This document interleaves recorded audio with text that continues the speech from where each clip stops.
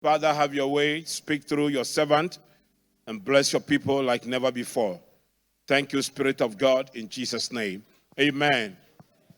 So please take your seat. Share it now. Make sure you share it. Share it to all your social media platforms and let people hear the wisdom of God. Amen. So tonight, I'm concluding the series on the wellspring of wisdom. Next week, we have a 3-day fasting and prayer, beginning from Wednesday to Friday. It is called Arise and Build Fasting and Prayer. Then the week after that, we begin our maximum productivity conference series, where I'm going to share with you some key things and some powerful things. Can we have the children controlled so that, So I'm going to share with you how to unleash your potentials. I'm going to show you that you are bigger, stronger, and mightier than you think you are. And I'll show you how you can become very productive in life using biblical principles. But tonight, let me conclude on the 7 pillars of wisdom. Let me conclude on the wellspring of wisdom on the title, The 7 Pillars of Wisdom. Turn with me quickly to Proverbs chapter 9 and the verse 1. Proverbs chapter 9 and the verse 1. The Bible says that wisdom has built her house. She has set up its 7 pillars. Wisdom has built her house. She has set up its 7 pillars. So wisdom is the builder, and wisdom builds on 7 pillars, strong pillars. For those of you who are builders here, engineers here, I'm a layman, but I've been involved in a number of projects that are mine, and I've been observing. One of the most important aspects of construction is the foundation. The foundation has what we call columns. From the layman's language, I'll say that the columns are the pillars of the foundation. The whole building, the weight of the building is carried by what is called pillars. The weightier the building, the stronger and bigger the pillars. So there are different iron rods that are put in these pillars. Some depend on the size of the building. You can put in what we call the 20 mm. Some you can put in 16 mm or 18 mm, depending on how high your building is going. But the pillars are very important because it's what gives support to the building. So the strength of the building is not determined by its outward beauty, but by its hidden foundation. So years ago, when we started having private people developing estates, there was a particular estate that was so beautiful, people rushed in and bought the estates. Months later, people who bought them started experiencing cracks in the buildings. And it was discovered that the columns and the foundations that were made were very weak. And therefore, it could not support the weight of the building. And that was why there were those cracks coming in. Recently, there was a story of a man, a very successful man, who went to his site. They were having a story building. He just went in and the building collapsed on him. Weak pillars. Weak pillars. Now, the cracks you find in your life are traceable to the pillars that are supporting the weight on you in life. There are a lot of weights on us. They come in different ways. Financial weights, marital weights, occupational weights, academic weights. When these weights begin to weigh on your life, if your pillars are not strong, it begins to crack. Your life begins to crack. I want to show you 7 pillars that is able to give you firm foundations in life that no matter the weight on you, you will survive and you will win. Amen. So are you ready for this journey? 7 pillars. I'm going to try to do it very snappy. So they are called the 7 pillars of wisdom. Let me repeat our introductory scripture, Proverbs 9 verse 1. Wisdom has built her house. She has set it up. He has set up its 7 pillars. Now, when you go to Proverbs 8, the verse 12 and the verse 14, we are not reading the verse 13, we can see these 7 pillars there. The Bible said, I, wisdom, dwell together with prudence. So pillar number 1, prudence. I possess knowledge. Pillar number 2, knowledge. And discretion. Pillar number 3, discretion. Counsel and sound judgment.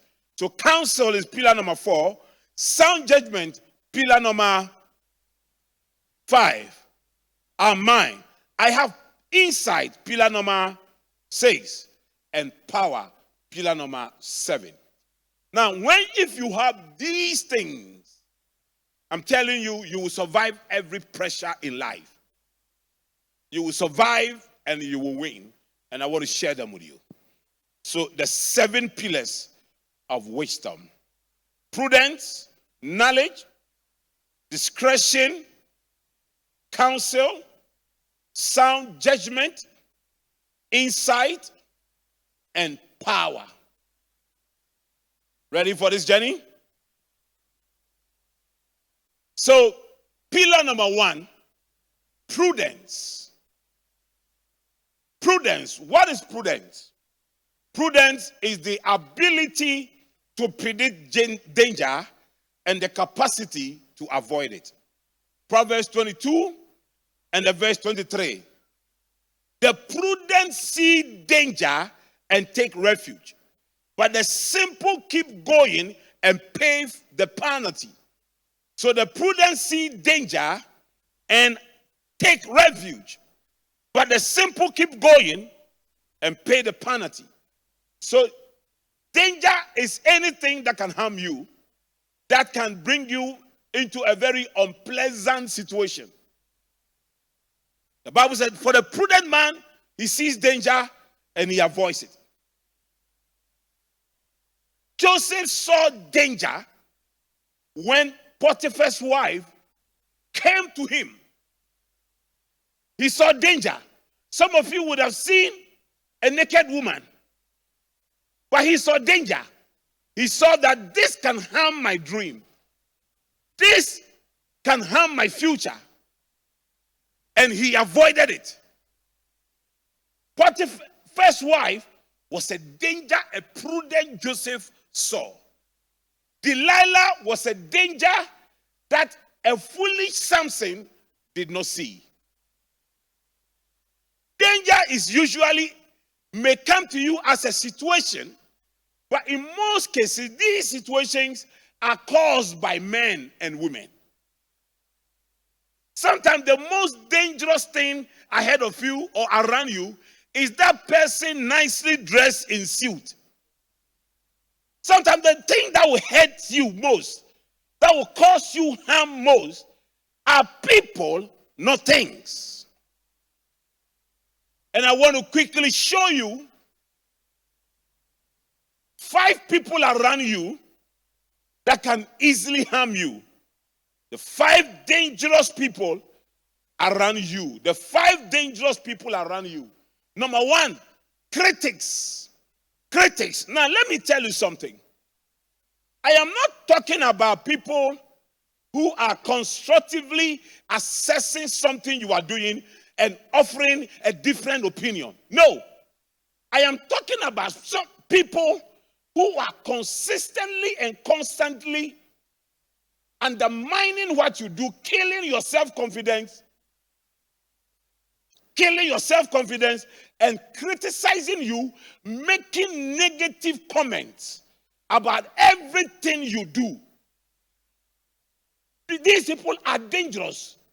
Their target is to kill your self-confidence. And I cannot imagine anything more dangerous to your aspiration in life than something that kills your self-confidence. Now, dangerous critics do not only negatively assess your performance in life, but they gossip about you. They tell lies about you.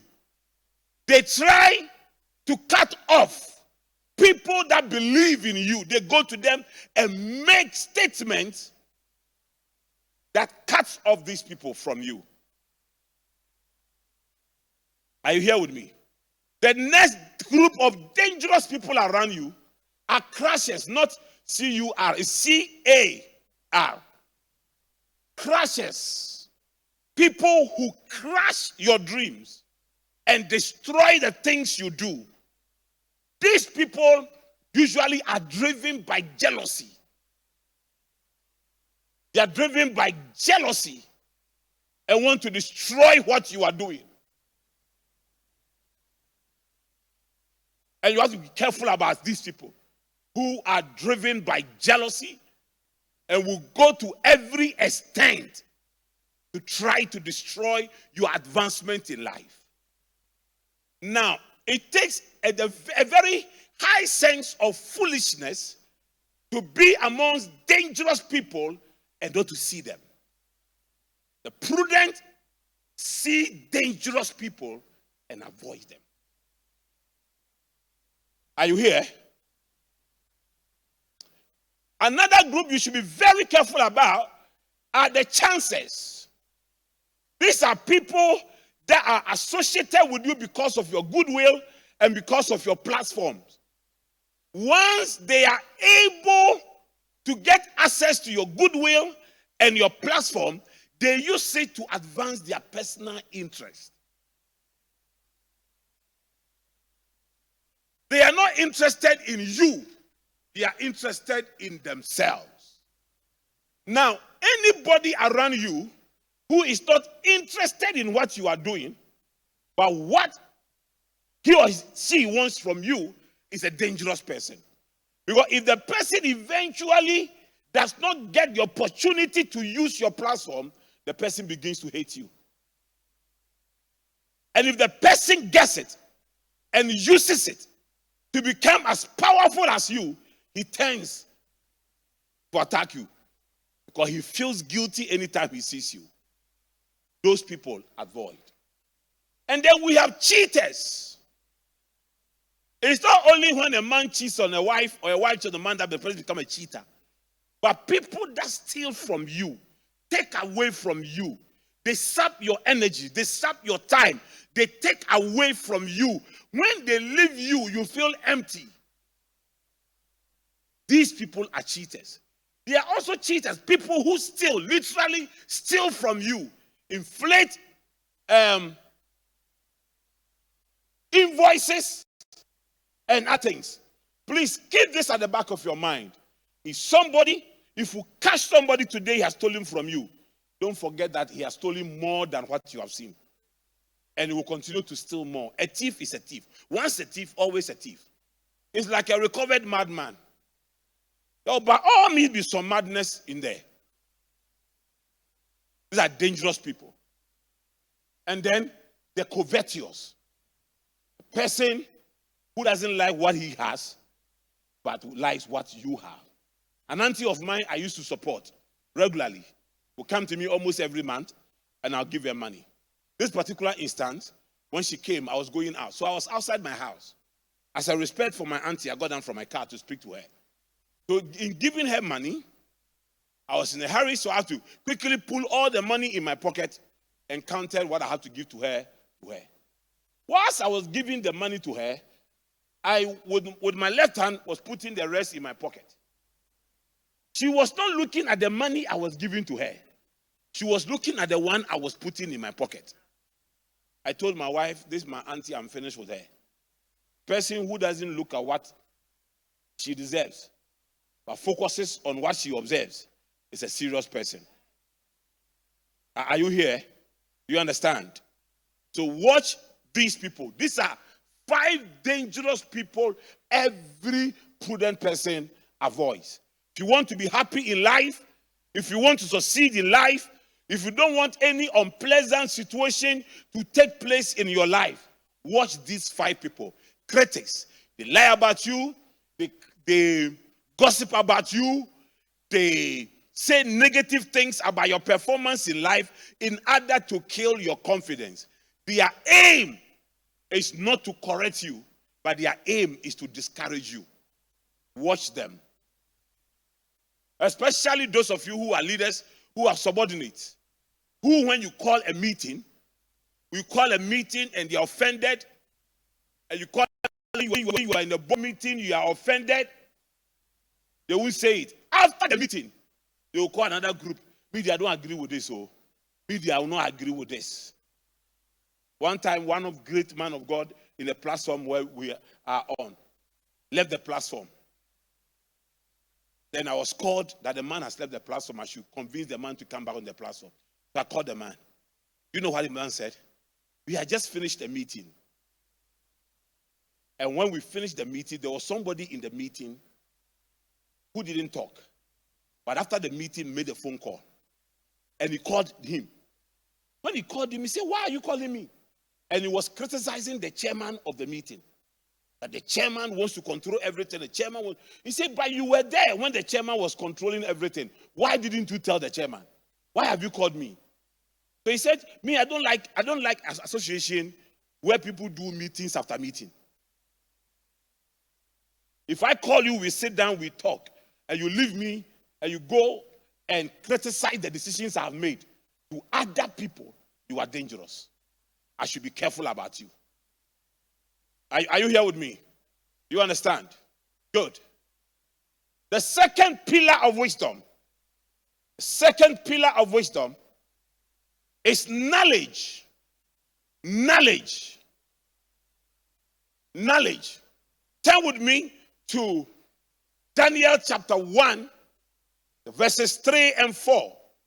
Knowledge is one of the most important pillars in life. Daniel chapter 1, 3 and 4. Then the king orders Ashpenaz, the chief of his court officials, to bring into the king's service some of the Israelites from the royal family and the nobility. Young men without any physical defect, handsome, showing aptitude for every kind of learning, well informed, quick to understand, and qualified to serve in the king's palace. He was to teach them the language and the literature of the Babylonians. I love this scripture. I love it. A man that loves knowledge will love this scripture. Anybody that loves knowledge will love this scripture. To qualify to serve in the king's palace. To qualify to serve in the king's palace, you have to have certain qualities. And all is centered around knowledge. So I say here that in the corridors of power and influence, knowledge is king. Knowledge is king. Nebuchadnezzar was the most powerful man. And looking for people to serve in his kingdom, in his palace, the qualification, look at the qualification. Number 1, aptitude for every kind of learning. In other words, the people mind scope must be big. You might not be a master of all the branches of knowledge, but you must be a servant of them all. Your mind scope should be big. Listen. Anybody who does not like reading cannot be a leader, cannot be an influential person, does not have stability in life. I said one of the years ago, 3 years ago, I was just reading the New Year resolutions of a number of highly successful people. And the New Year resolution of the founder of Facebook was to read 2 books every month. We are in the 4th month of the year. How many chapters have you read? Even the Bible. How many of the 66 books in the Bible have you read? An unbeliever, he's going to read 2 books in week, in a month. You cannot read 2 books of the Bible in a month. Even if we give you a year, you cannot read it. And yet you want to succeed and you want to compete with these people. I've said here that you cannot outperform your mind. Nebuchadnezzar, I want men who have aptitude for every kind of learning. If we talk about law, there some. If we talk about engineering, they know something. If we talk about this, they know something. You may be a master of a certain branch of knowledge, but you must be a servant of all the branches of knowledge. It is not how much you carry in your pocket that will make you rich. It is how much you carry in your head that will make you rich. It is what you know that puts money in your pocket. Wisdom has built its house. And wisdom lays its foundation with understanding. But its rooms are filled with treasures from knowledge.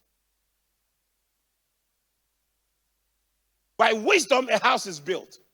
By understanding, its foundation is laid. And by knowledge, its rooms are filled with treasures.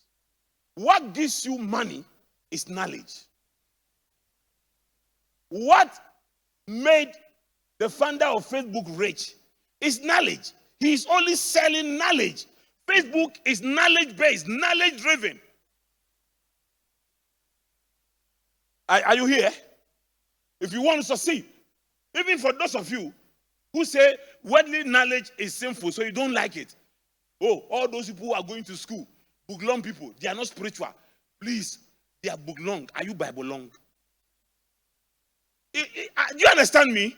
Once you are criticizing the book-long, I'm asking you, are you Bible-long? One young man went to his pastor and said to his pastor, I've met a sister and I'm studying. The pastor looked at the young man. Said, can you give me 3 quotations from the Bible? The young man couldn't. Said, you haven't finished studying the Bible, you are studying the woman. I'm afraid go and study the Bible and come. Before you come and tell me about the woman. So we have people that criticize knowledge not because they study the Bible. Like the way you are criticizing knowledge and then you are also studying the Bible. Then we know that it is secular knowledge you don't like, but for sacred knowledge, you are studying them. There are 66 books in the Bible. If we decide that every month you are reading 2 books, at least by the end of the year, you would have read 24 of the books in the Bible.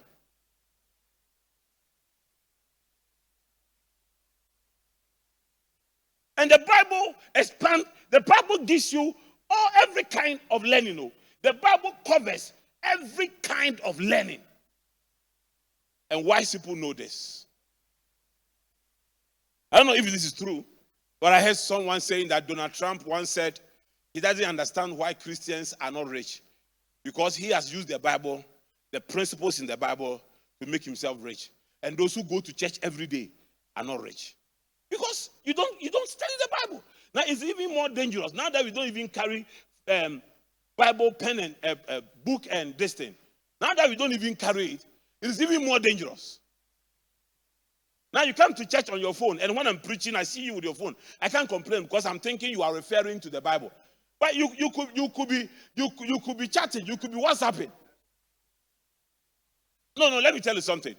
There are people on our MBA that we sent them soft copies of the textbook.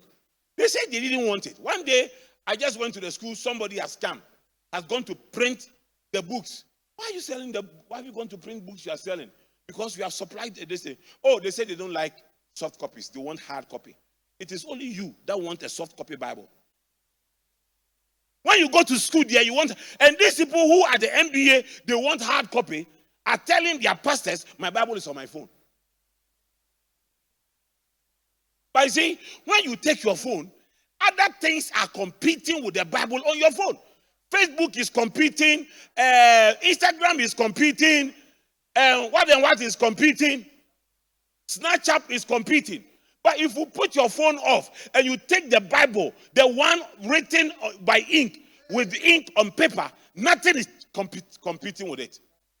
Nothing. Nothing. The Bible will give you every kind of learning.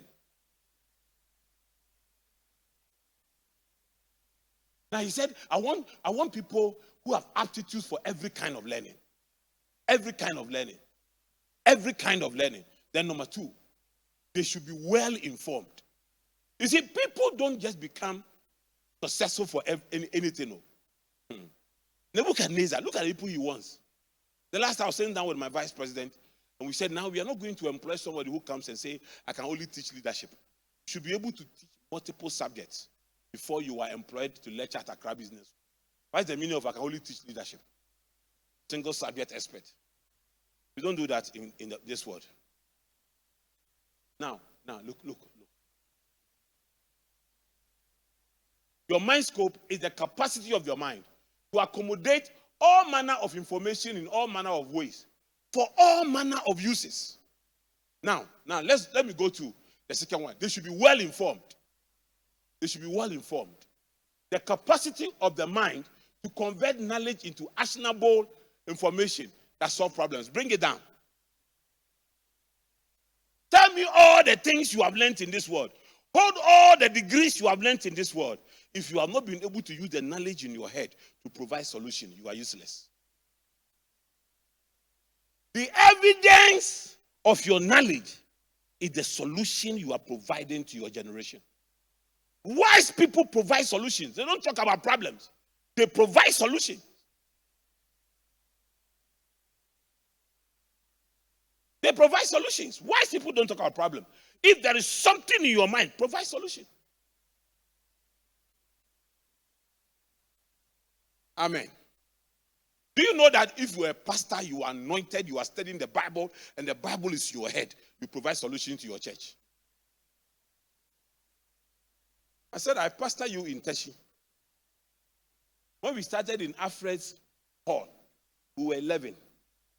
In 2 years, at the time, I was 25. In 2 years, when I was leaving, we were at Video International, not Video City, and we have filled the place to capacity. We have filled the place to capacity. No, I was 24.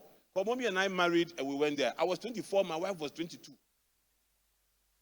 We started from somebody's bedroom and ended up in at that time was one of the finest places in Teshi.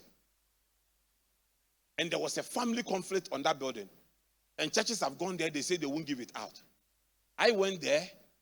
The main litigant was in America. I sought for his telephone number.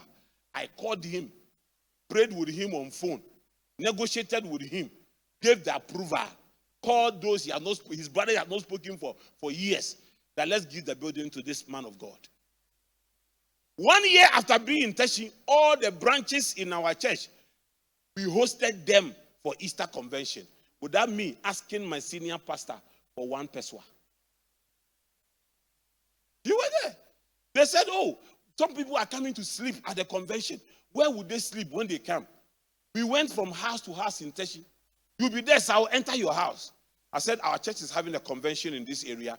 We need one room in your house for people who are coming. I went from landlord to landlord. I told my senior pastor, there is no need for you to send us money. We will hold this convention, and it was a convention in the morning and crusade in the evening. And the 4-year-old young man, I hosted it. Because if you are knowledgeable, provide solution.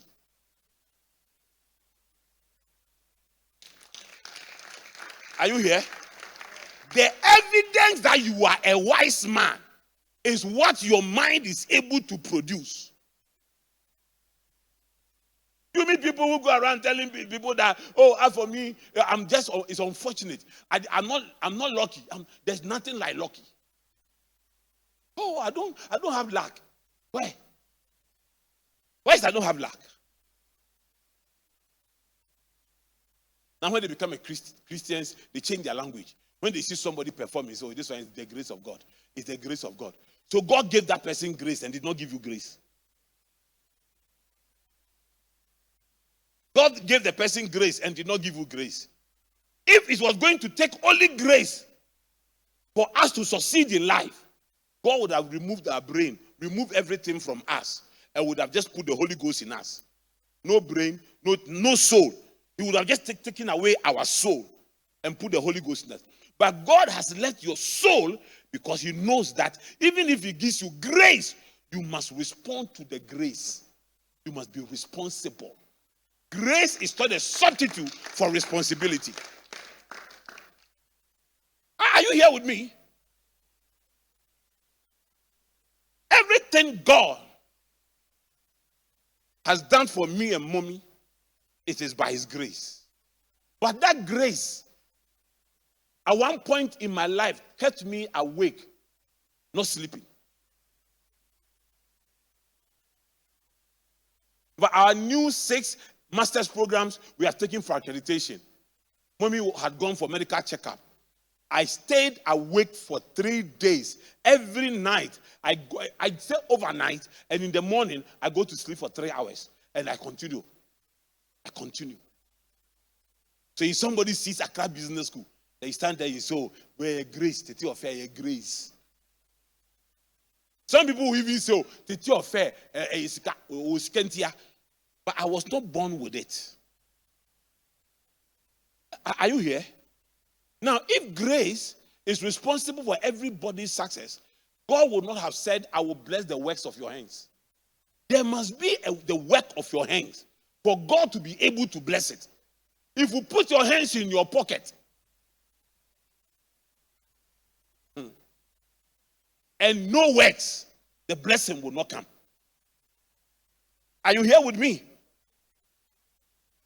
It is only bad men who see girls standing by the roadside without waving them to stop. They stop for them. But if a good man is traveling by his car alone, and you are standing by the roadside, and you don't take your hands from your pocket to stop the car to give you a lift, will the driver stop?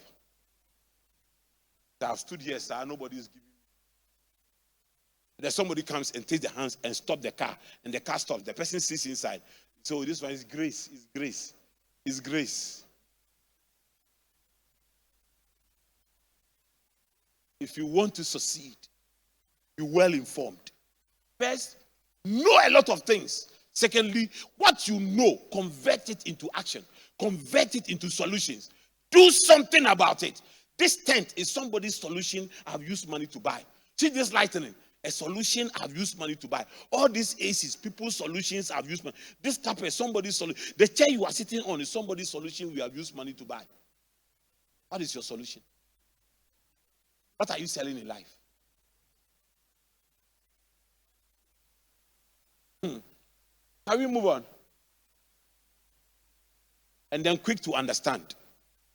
No matter how well informed you are, if you can't run with time, if you can't think on your feet, if you can't think fast on your feet. So Nebuchadnezzar wanted people who have aptitude for every kind of learning, well informed, and quick to understand. You know how annoying it is if you are giving somebody simple instruction that should take 5 minutes, and after 30 minutes, you are still trying to explain to the person, he doesn't get it. Or you give a staff instruction, go and do something, and the person comes and has done the opposite. It's so painful. You must be quick to understand. Quick to understand. You must think on your feet. So 3 things that is equal to knowledge. Keep this at the back of your mind. That will let you walk in the corridors of authority and power. I said in the corridors of power and influence, knowledge is king. And 3 things. Aptitude for every kind of learning. You must read. Read. Just read anything. It is better than not reading at all. Read. Number 2, be well informed. What you have read, put it into action. Because nobody knows what is in your head until you act it.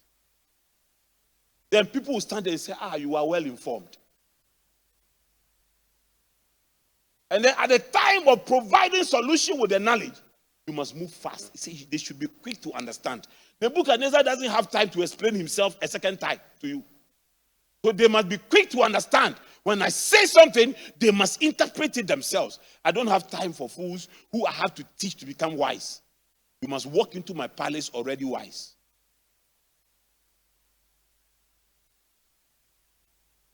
I'm doing a new research with my team. It's called Ready for Work Africa.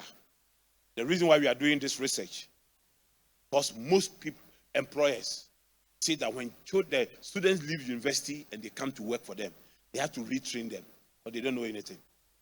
The problem is that these university students will not read. They write their exams chew and pour. 1 month to examination, they show everything, photocopy with their eyes. Their eyes can really photocopy. Then they go and produce the photocopy. So you have people that have finished 4 years in business administration. If you ask them to teach business topics, they can't teach. In secondary school, they can't teach. You have a BA in business administration. Come and teach this, you can't teach. You have a BSc economics, and you can't teach secondary school economics. So what did you learn? I heard there was an interview for DCIS, our secondary school, and somebody who was a BSc in physics was asked simple physics question. He said, I think it was an MPhil in physics. I left school long ago, so after this one, I have forgotten. Hey, you have forgotten this one. Quick to understand. So keep these things in mind if you want to succeed. Keep these 3 things in mind. Let's move on. The third pillar. Thank you, guys. Pillar number 3. So I'll be working with you guys. I'm down here. No, go on. Pillar number 3 is discretion. Discretion is a very important word. What does it mean when we say somebody is using his discretion? Discretionary. Now I'm going to talk to you on something we call the discretionary effort. And it's at the center of why I do the things I do and why I become who I become. The center of it. So here is me, employed in a church as an administrative pastor. That was my employment letter as an administrative pastor. And I was given a job description. But once I was in the church, I realized that there was no youth pastor. So I started gathering the youth for youth meetings. Once I was in the church, I realized that there was no Christian education department in the church. And I just finished Bible school. And everything I've learned from the Bible school were fresh. All my Bible school notes were there. I started developing new converse, training manuals and things. It was not part of my job description. It was not.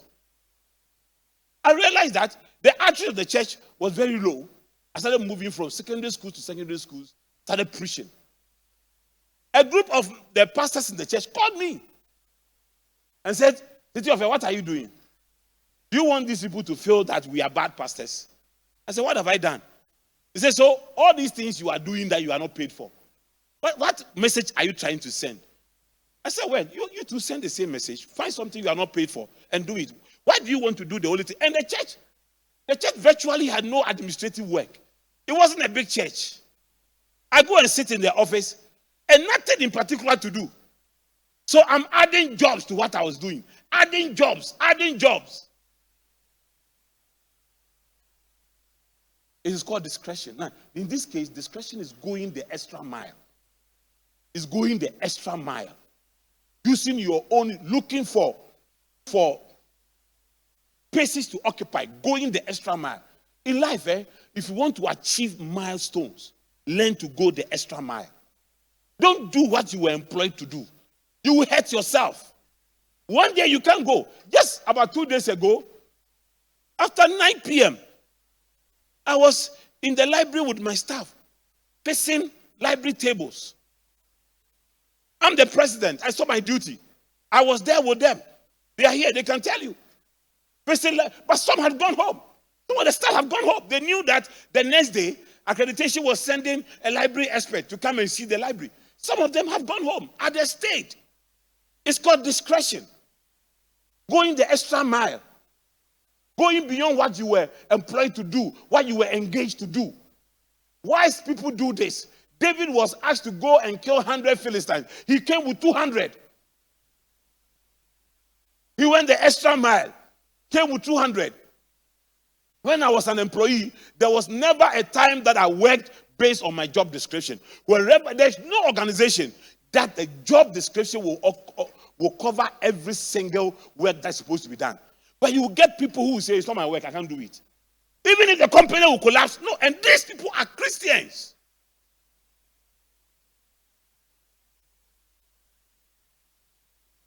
When we're doing this structure, ask Edda White and Co., who are also doing discretionary work here, putting in discretionary effort. I will sit here. When I came from the hospital, I was discharged. From the hospital, I came here straight. I begged mommy, if I don't see this thing, I came here. The 2 days I was sitting here up to 12 midnight when this thing was going on. I'm supposed to be the bishop, for God's sake. I'm supposed to be lying down and making phone calls and asking people, have you finished? Have you done this? Have you done this? I'm supposed to be doing that, but I was here.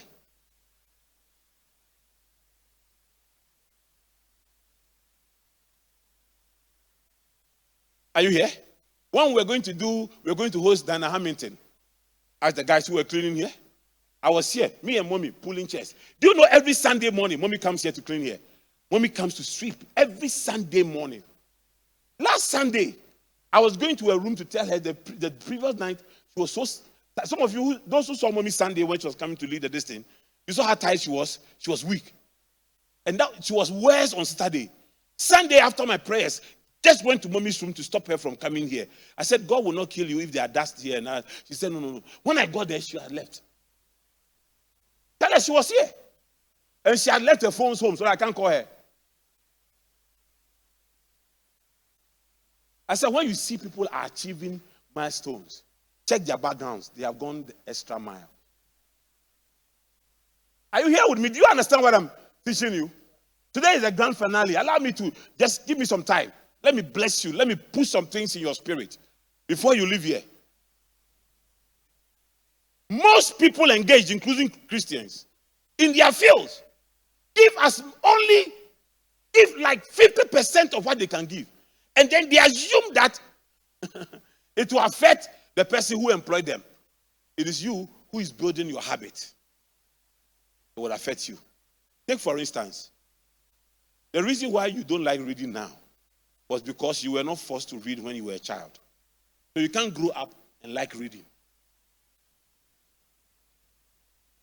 White people, do you know what they do? Do you know why people like reading? When they give birth to children. Even while they are in the womb. While they are in the womb, they read stories to the children. They believe they will hear.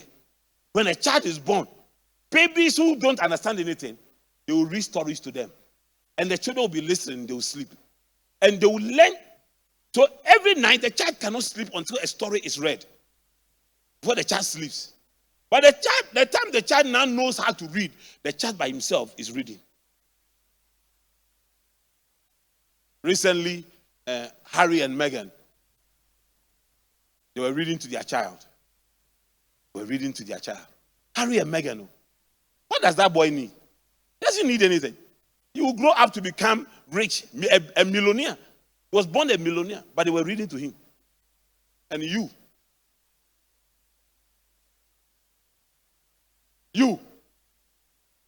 Look at you.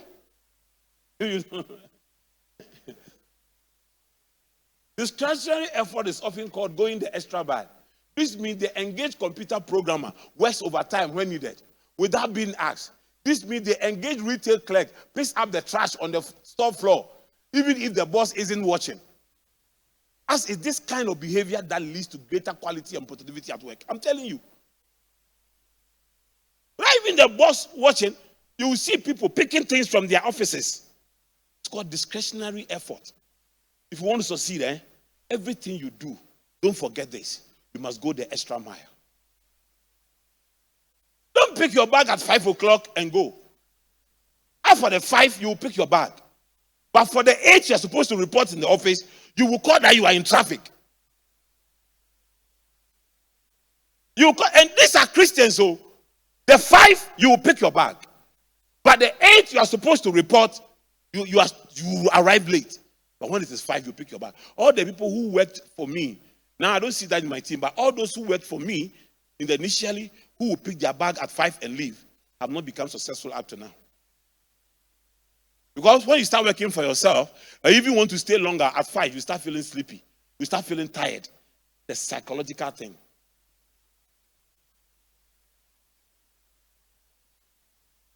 Do you know why Peter became the head of the apostles after Jesus had left? Do you know why Jesus built the whole church around Peter? He was the only one who went the extra mile and went to where Jesus was being judged. Went to the court. All the rest ran away. He went to the court. Even though he betrayed Jesus, he went to the court. If he had not gone to the court, he would not have been asked that question. In my language, they say, question no boy hina. The one who fetches the water is the one who drops the pot. Go the extra mile in life if you want to see. And this is what wise people do. They go the extra mile. Next. 4, counsel. Counsel, please look at it. Let's go to the next slide. Now, the secret of Pharaoh's success was the advisory skills of Joseph. Let me tell you this. Some of the young men who have become so powerful in this country, in the Kufuor's government, it's not all of them who have become powerful because they are party boys, but they have a certain advisory skill. But honestly, when you come to my office, David is one of the most powerful people in the office. You know why he's powerful in the office? Because of the skill, his ITC skills. He solves my problems for me. The advice he gives me. Ben is one of the most powerful people. Ben sells my MBA for me. There are some of them in my office, if they say they are going, I beg them not to go. But the others, I just want them to go. Just that I'm not courageous to tell them. But the day they'll bring me resignation that I'm going, I'll come and share testimony. I just come and say, praise the Lord. Somebody just left. But the others, I'll let them to go. I've told my staff, if you have a better job than what I'm giving you, I'm not a witch, I won't keep you. It's only a wizard that will keep you suppressed. If the job is better, fine. I'll let them go because it's better than what I'm offering. We are in school. But there are others. Sometimes I ask the Lord, why have they gone? God, why? This cross is too much for me. I've bought it too much. Because of our advisory skills. Joseph was a foreigner and was an accused rapist, a jailed rapist, a convicted rapist. The king didn't care. When he gave the king advice on how to manage 7 years of abundance and 7 years of famine, the king said, I need you. I need you around me. Don't go anywhere. I need you. Oh, king, he attempted to rape. Oh, forget it. Who is Potiphar? What has he contributed? Did he solve my problems? Hey, bring him. Potiphar was there when Joseph was made vice president. Suddenly, your houseboy has become your vice president. Now, Potiphar will need appointment to visit. I can imagine what Potiphar's wife will be feeling. I can imagine what the woman will be feeling. Hey, Joseph is vice president. Joseph is vice. See, the counsel is the kind of wisdom that makes you a counselor. You provide advice. You get into the realms of consultancy. People consult you. Are you here? People consult you. I was telling a group of young pastors I was training how my opinions are sought after by certain groups of people in this country. Call Titi-Ofei. This one, call Titi-Ofei. This one, I say, it's Titi-Ofei, we should call. Sometimes something will come to this country relating to the church. Because Titi-Ofei, for this one, it is you we must send. Because I have an advisory skill. I have the spirit of counsel. I have cultivated that ability to be able to provide solid advice, solid counsel to people. Brother, I'm telling you, your height will not matter, your physique will not matter, your nationality will not matter, your tribe will not matter if you have something to offer. If you have something to offer big men. Big men depend on the wise counsel of people around them to become successful. They know it.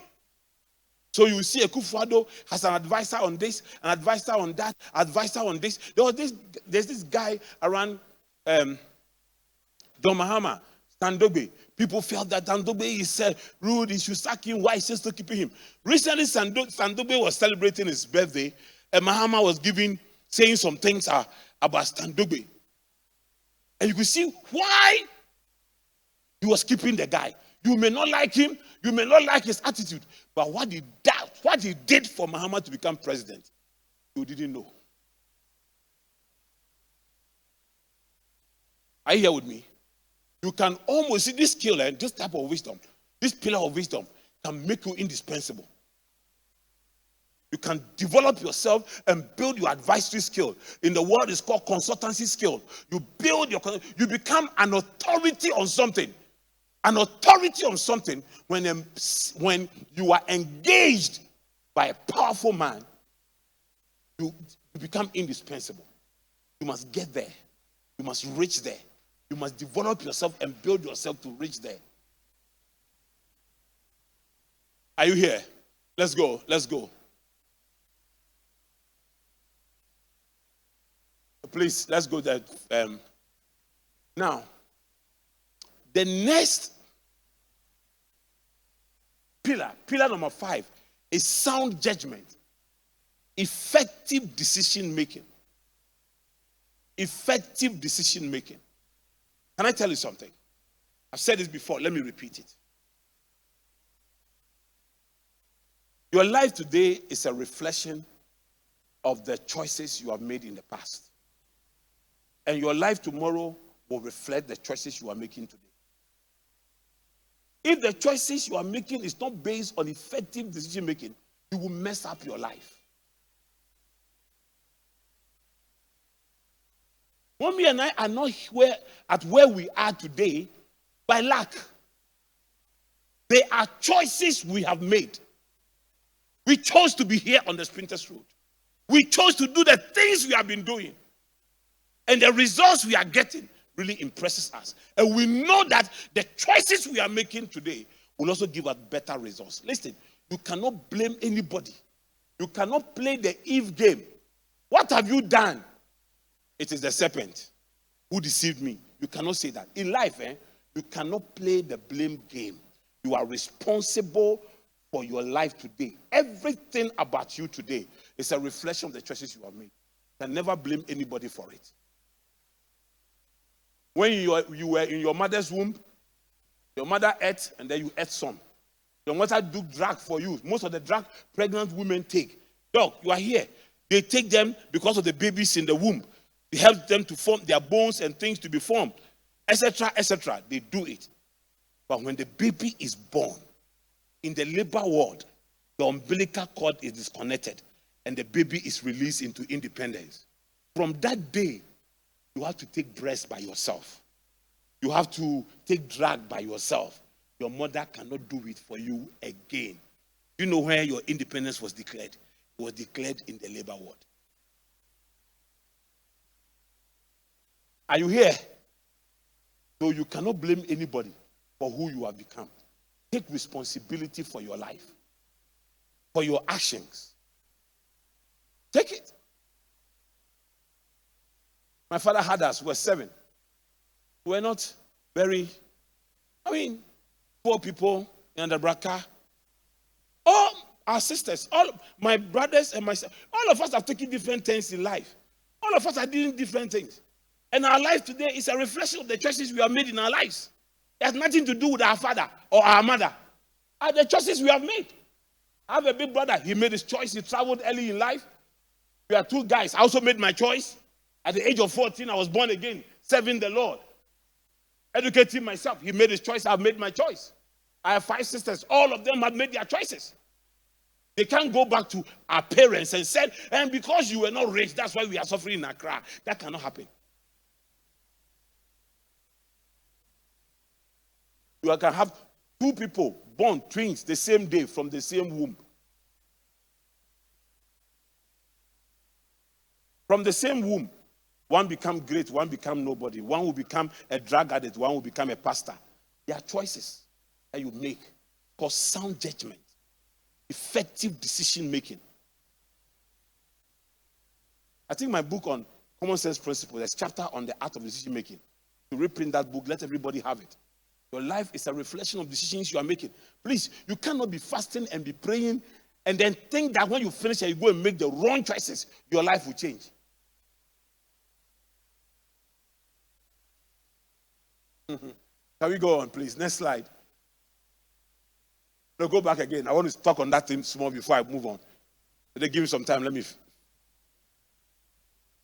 bring you to a level in life.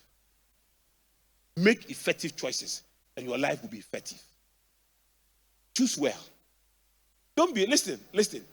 Don't spend your time trying to deal with the things in your past. It is done. It is gone. It is dusted. Move on. More opportunities are ahead of you. Focus on those opportunities and make effective and powerful choices.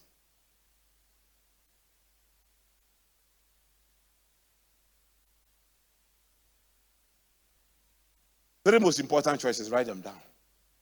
Your choice as to where you want to spend eternity is in your hands. Choose hell or heaven. The fact that you are choosing pleasant place does not mean that you are choosing heaven or hell. It depends on you. People just keep changing churches when they don't even know whether they are going to hell or heaven.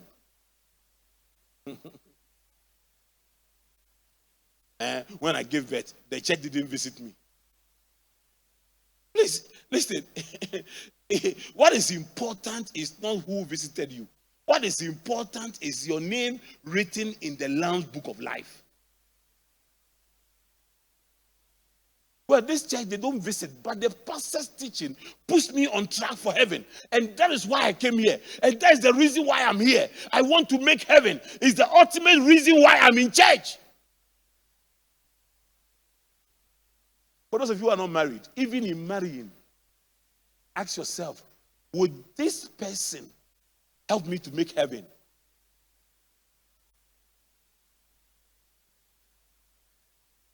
I said, I know sisters who married brothers who were not as me. I always tell a sister who is, when you are going to marry a brother, you are more spiritual than, please, I will advise you against. Oh, yeah. Sister, if the brother cannot provide spiritual leadership, run away. If it is wealth and sex you are looking for, choose anybody for marriage. But if marriage is part of your plan to make heaven, then be careful who you marry.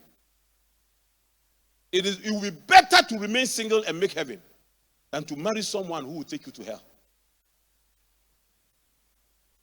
Never choose to marry anybody who is critical of pastors and churches. No!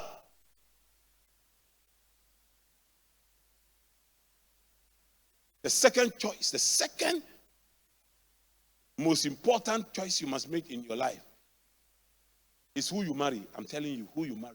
You see, where to spend eternity, very important. Who you marry is so important because it brings you fulfillment in life. It brings you happiness in life. Not fulfillment, but happiness in life. I'm telling you. I mean, people marry, you quarrel 1 or 2 times, tears will come, anger will come. But if it's a consistent tears, you are finished. Oh, there was a friend of mine whose wife came to complain that your brother does not come home. But him, I was angry. But when the woman was crying, I was angry. Got him, Charlie, bro, come here. Charlie, what did you do? Why do you worry your wife like that? I was very angry, yo. He started telling me stories. Stories he told me. He said, Charlie, I don't have any place going. I don't go anywhere. 2 o'clock, I'll still be driving through town. 2 a.m. The woman is such a wild woman and a quarrelsome. I'm telling you.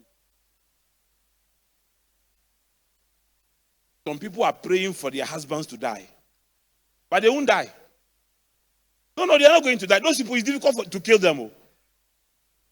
Because God wants the person to repent and come to heaven. You want the person to die and go to hell.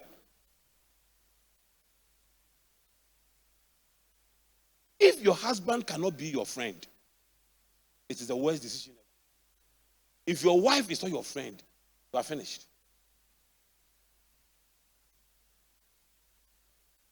You are finished.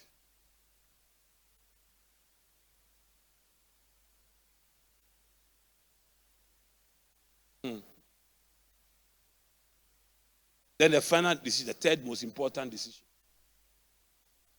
is what you do with your life in terms of profession. But understand that you were created for assignment. If you do not discover why God created you and you do anything anyhow, you don't find fulfillment in life. There are people who are receiving big salaries in some job, but every morning they are going to that job, they are crying in their hearts. And there are people who receive nothing, but they enjoy what they do. They enjoy what they do because they were created for it. You see, the purpose of work is not money, it's assignment. And once you are fulfilling divine assignment, God blesses you. Once you are fulfilling divine assignment, God blesses you.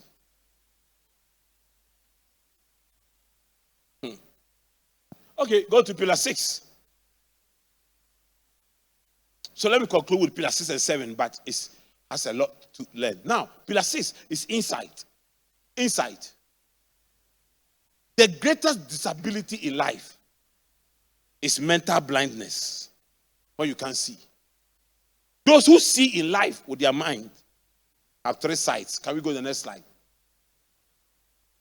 So insightful people have 3 sights: hindsight, insight, and foresight. Can we move on? So what is hindsight? It's the capacity to understand the past. Please, everything you are going through, everything that is you have gone through in the past, you need to understand it. The only way to walk past your past is to understand why you made those mistakes in the past. Your past must teach you very important lessons, that you don't repeat the mistakes of the past. Are you here? Number 2, insight, the capacity to understand today. And then number 3, foresight, the capacity to understand the future. Now, if you understand the past, you understand today, and you understand the future, you have insight. You will go very far. Your mind is opened. You will go very far. Today, I'm doing a lot of learning. You know why? I understand today. My research assistants are here. I guess they appreciate what I go through. For 2 weeks now, I've been learning 6 hours a day with them. And then whilst I'm learning, people are coming. This project, I have to come here. I have to go and see something. I have to go and look at something. People are just around me. But I'm managing it and going through it. But I do all these things because of my understanding of today. How today is. Nobody, no pastor will ever succeed if he is empty-headed. I mean, the people you dedicated are now in universities. There are some children I dedicated in this church. They are now in university.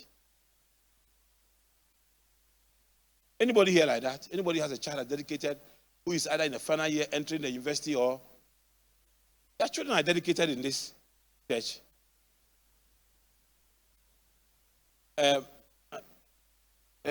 Anita, yeah, you are here.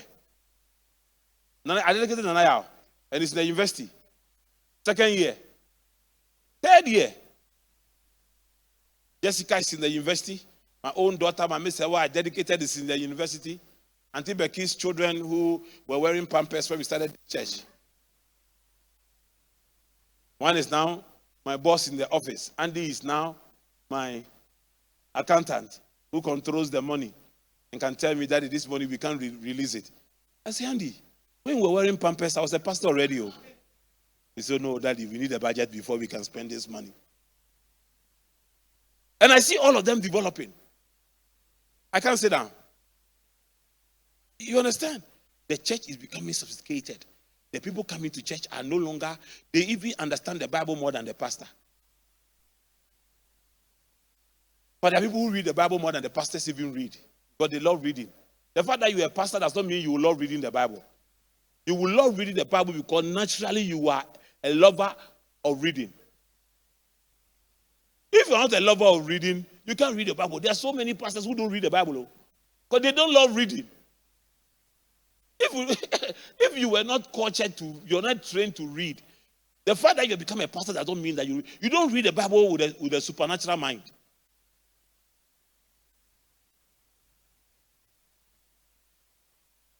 Can I go on? Please move on. So now our focus on insight. Insight is the capacity to make effective choices today based on your understanding of the past and the prediction of the future. So every choice you are making today, it must be based on your understanding of the past and the prediction of the future. In the past, I did this, it did not work. I did this, it worked. You put them together, then you make a choice. And then you look at the future. The future, the next 10 years, this is where I want to be. Then that helps you to make an effective choice. You don't make choice based on your emotions. You are happy, so you make a choice. You are sad, so you make a choice. You are offended, so you make a choice. I'm leaving this marriage because I'm offended. I'm marrying you because I'm happy. You are stupid.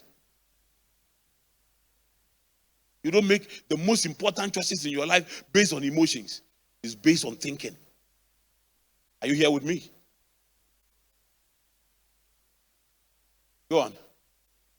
So the three laws every insightful person obeys. Three laws. Three laws. The law of yesterday, the law of today, and the law of the next day. Let me quickly take you through it. Those of you who were watching me during the lockdown, I taught on this thing. Now let me share with you the law of yesterday. You will never become better today than you were yesterday if you fail to walk past your past. You will never become, take your time, I'm reading it. Thank you, audiovisual. You will never become better today than you were yesterday if you fail to walk past your past. In other words, if you don't walk past your past, you will never become better than you were yesterday. You'll be the same person. The same equation, the same yao, the same Kwame Abebrese. Because you have not been able to walk past your past. Next slide, please. Ecclesiastes 7 verse 10. Do not say, why were the old days better than these? For it is not wise to ask such questions. You know why it's not wise to say that? 10 years ago, we used to buy milk for 1 cedi. Today, look at how much we are buying milk. It is not wise to ask those questions. Because even if you ask them, what will it solve in your life?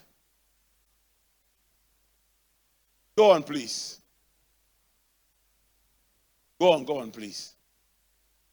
Now see, the law of today. The law of today.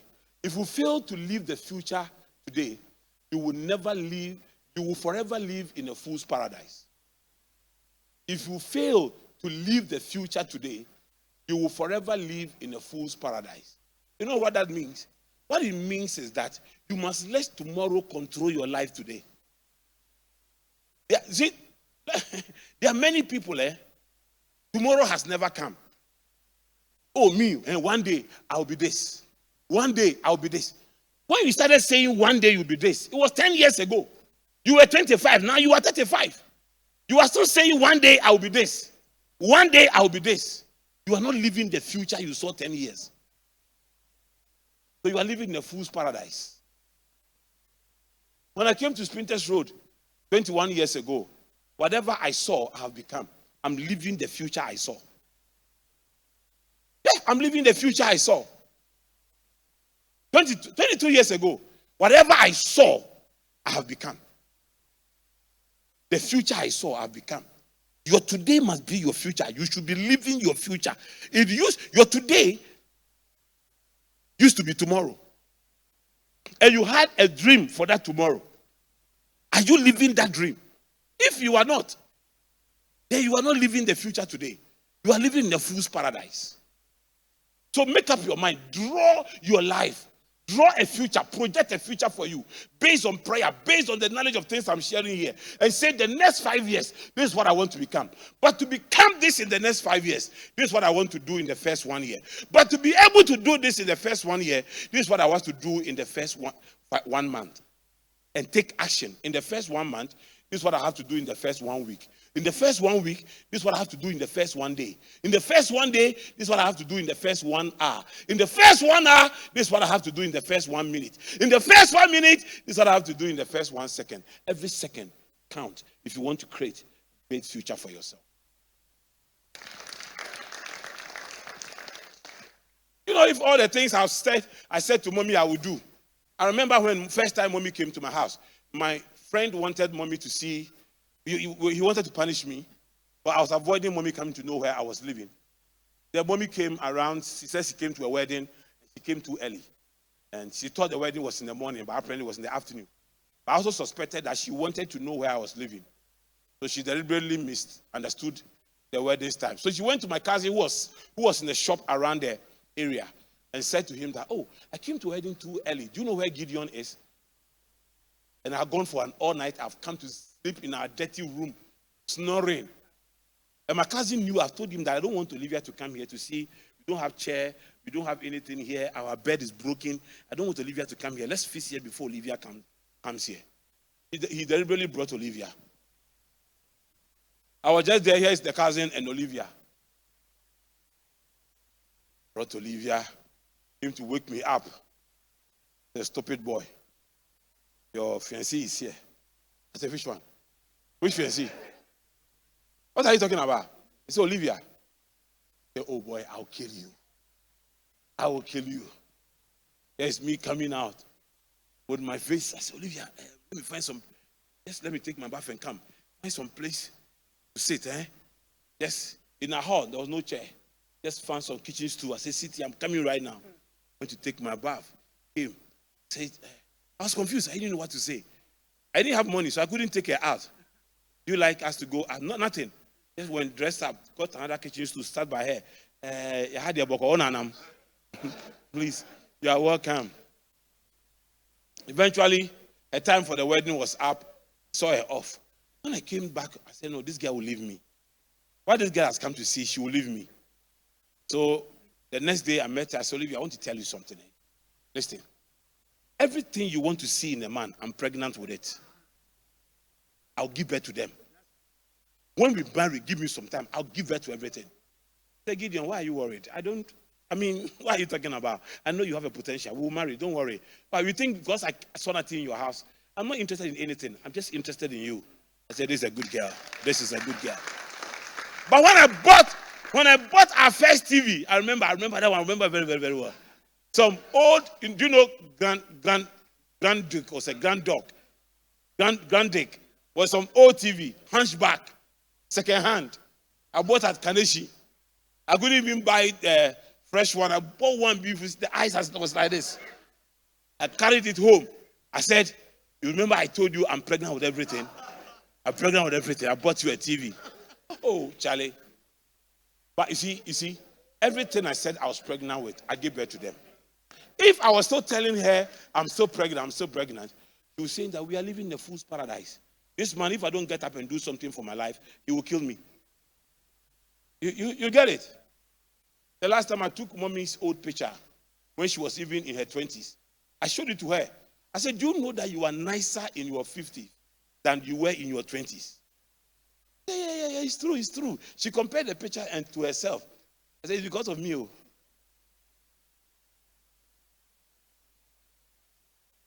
Some men will make you old when you are even young. Because they live in fool's paradise. I'll do this. They have built houses every year for the last 15 years. Yeah. They're always building. It is easier to build with your mouth. God will do it.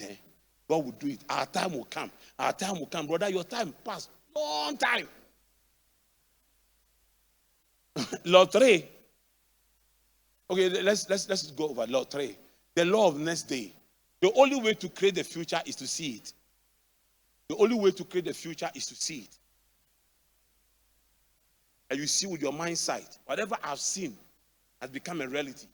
A principle. Live it. Your mind, that's why you must have positive thinking. Don't let your mind imagine vain things. Imagine a future ideal, the ideal future you want to have, and start working towards it. Work hard towards it. Let your future get you busy. Don't let gossip and Facebook and unnecessary things get you. Let your future get you busy. You know when you become successful, people feel they are shareholders of your success. Some people feel, and we when there was nobody, we were with him. When he was this, we were there. And when we were there, we were there. Even people who taught me in Bible school one semester feel that they are part of my success. They are shareholders. I owe nobody any shareholding. Is it liability? Those of you who have been. Sammy, where are you? I owe nobody any dividends. Or shareholder dividends. I don't owe nobody any dividends. I'm telling you, I have labored. I have used the same principles I'm teaching you to get here, to get to where I am. I'm telling you, use it, see the future, and create it. Work hard towards it. I labor. I work up to now. I work. I labor. Most of my labor is in my mind. I don't sleep. If you like, when we leave here today, call me 2 a.m., I'll pick. Don't you see the times I've been sending you messages and texts? You wake up before you see it. Hey, this man doesn't sleep. This man doesn't sleep.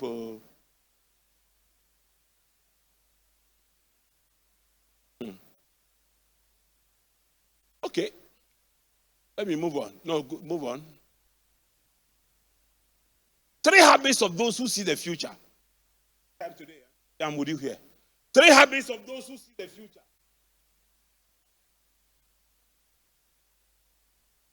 3 habits of those who see the future. Now, look, they decide who, where, and what to spend today on. Here. They decide who, where, and what to spend today on. I see the future. I make the decision as to who I spend today with, where I spend today, and what I spend today on. Because I see the future. You don't decide for me. I decided myself. Today when you live here, decided, make this choice, make this decision. Let's go on. Look at this. They decide who they want to spend today with. Never spend today with people who will take you away from one, God. Never spend today with people who will take you away from God. And let me tell you how they take you away from God. They know they cannot attack God. They attack the source of your spiritual strength and inspiration, your church and your pastor. They know once they kill that, they have killed you. They will attack your church and they will attack your pastor. They will tell you your pastor is doing business with you. They will tell you that the church, the man is running. He's making money with it. That's what they will tell you. And sometimes, what baffles me is that you don't even pay tithe. And yet somebody has successfully convinced you that the pastor is making money, business with you, and you don't even pay tithe. So what business is he doing with you when you're not a tither, and yet you believe it?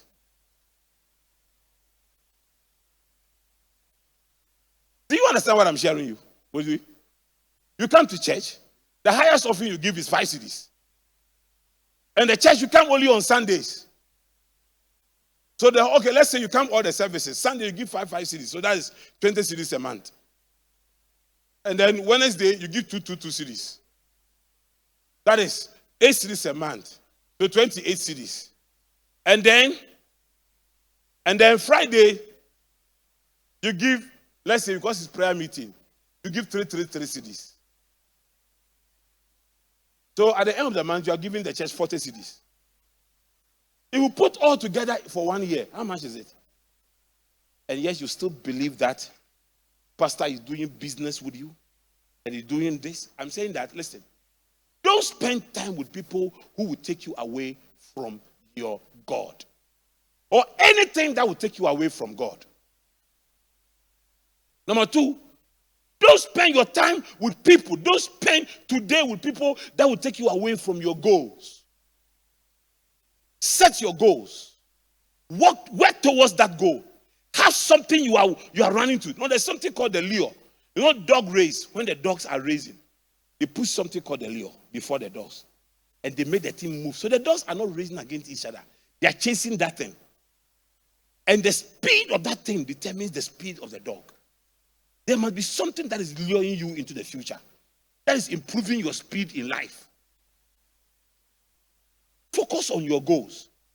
Don't let anybody come into your life and mess up your life for you. Set, this is where I want to go to. This is where I want to get to. And work hard to get there. Years ago, I went to teach an insurance company. And there was a young lady in their marketing department. And I was asking them what their future plans were. This young lady who was doing marketing, I was teaching their marketing staff how to teach, and she was living on commission. She said that I want to be the future CEO of this insurance company. At that time, you remember that thing? When she said it, I said, Mama, you are a fool. Your CEO is here, you are saying this. But today, do you know, that girl is the CEO of that insurance company. She is. She is. I saw some of her colleagues who left to another insurance company, and everyone left here. Those insurance companies have collapsed. They are now looking for jobs. She, because she had a goal, when the insurance company was going through trials, she kept to her goal. Today, she's the CEO. She's invited to speak at various conferences, making good money. That insurance company is one of the big, if you count the 10 top insurance companies in this country, they are one of them. And she's the CEO. But about 15 years ago, she was a sales executive, commission sales executive. And she said, I'll be the CEO. And she is. Ask anybody who is successful. They will tell you, success did not happen to me. I happened to success. I made up my mind, this is where I want to be. And I'm there. When my son Alex came to church, came to sit down with me and told me what he wants to do. Told me everything. Hey, Alex is doing so well. Oh, you see these t-shirts? I said, Alex, I want t-shirts. He will supply me. That's a company. It's called Armor of Kings, Armor of Kings. Armor of Kings was decided in my hall. Prayed with Alex. Anointed him. And anytime Alex is coming to me, he's carrying his seed. And so that he gives me seed, I'm surprised. I mean, where? How? Then the boy had a goal. Today, I'm so proud of you. Anytime I see him, I'm reminded of what the Lord told me. That never despise anybody who comes to you, especially those who come to you as their goals with you. They will go places. Everybody with a goal goes places. An experiment was done in a school. 100 students were randomly asked, what do you want to become in the future? Out of the 100, only 10 students who say on their feet what they wanted to become in the future. 10 years later, the school went back to those 100 students to see what they have become. The 10 people who could say on their feet what they want to become have all become successful. The 90 people who couldn't say have become failures. Have become failures. Have become failures. I told you in class 4, they asked me, what do you want to become? I said, I want to become a pastor. In secondary school, Form 4, my nickname was a chancellor. Today, both things that I said I will become, I have become. What do you want to become? What do you, in the next 5 years, in the next 10 years, where are you going? If everybody's opinion matters to you, you don't know where you are going.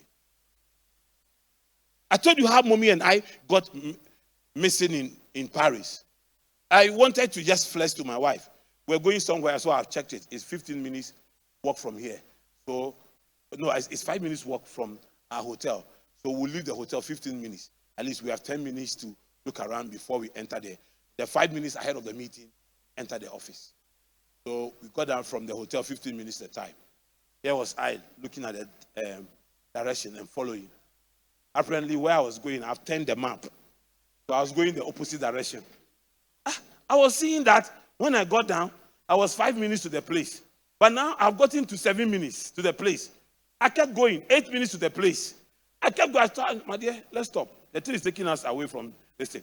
Then I turned the thing like this. Started walking back to where I came from. Apparently, thinking that I was walking back to where I came from, I've passed another 10. I got missing.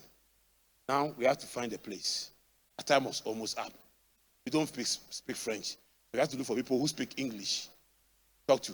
Please, do you speak English? Yeah. Where are you going? Let me see. Then they will turn the map like this. Oh, here.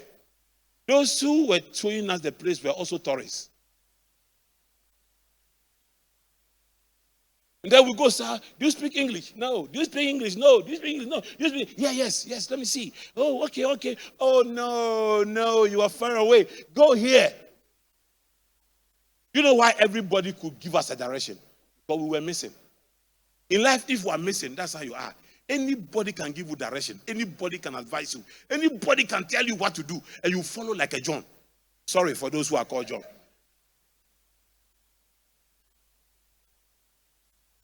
Move away. Go away from people who will take you from your gold. Today, go away from people who will take you from your gold. Your money. Please. Don't follow people's... I'm a cashpreneur. If you study the talent, the parable of the talent, when he gave them, he said, go and put the money to work. A cashpreneur is somebody who puts his money to work and allow your money to work for you.